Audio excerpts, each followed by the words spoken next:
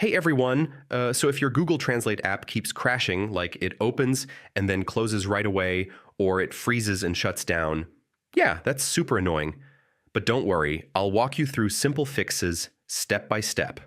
First, restart your phone. I know it sounds basic, but honestly, it clears temporary system glitches that often cause apps to crash. Next, try opening Google Translate again after restart. If it still crashes, don't worry, we've got more fixes coming.